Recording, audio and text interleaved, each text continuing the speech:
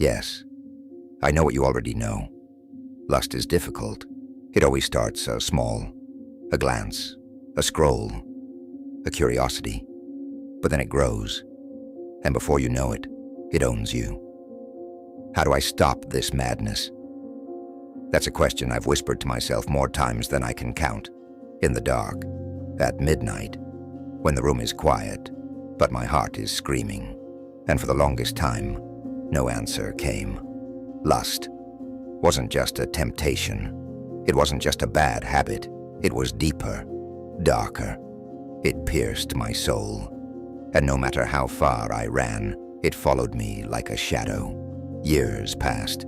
I tried everything. I made promises to myself, deleted apps, blocked websites, threw away my phone, and sometimes it worked for a day, a week, even a month.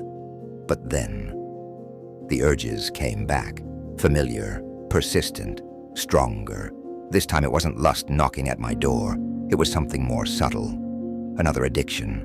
Scrolling, searching, endless distraction. It didn't feel wrong, but it opened the same door, and lust walked back in. One day I had what I thought was my greatest victory. I stood tall and said, "I've defeated lust. It no longer controls me. I'm a free man." I rejoiced, I worshipped, I shared my testimony, but I didn't realize something. Unless you cut the root of the tree, it will grow again. I hadn't dealt with the root. I still clung to distraction, to my phone, to temporary satisfaction. I kept scrolling. One girl appeared, beautiful, but no lust. Another came. She looked like an angel, innocent, pure.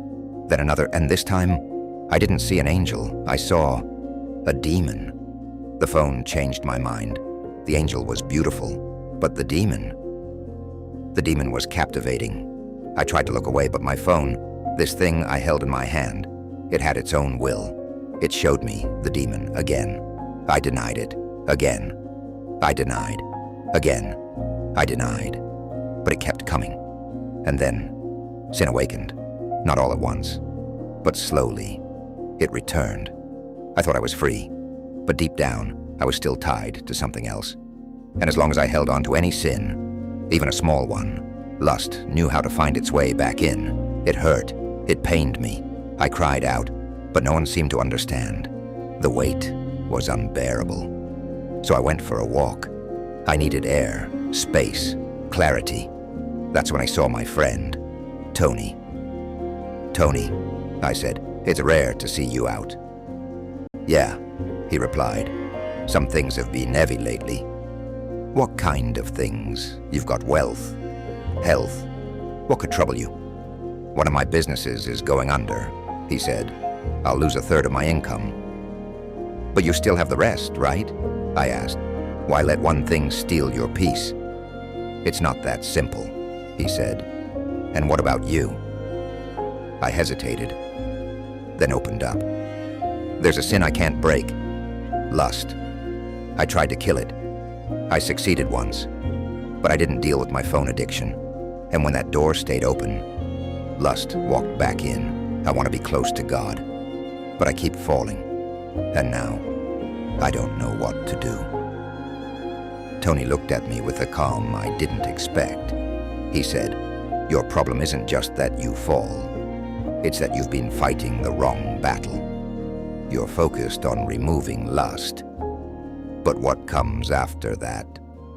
If you don't fill the space, something else will. You removed sin, but not the soil it grew in.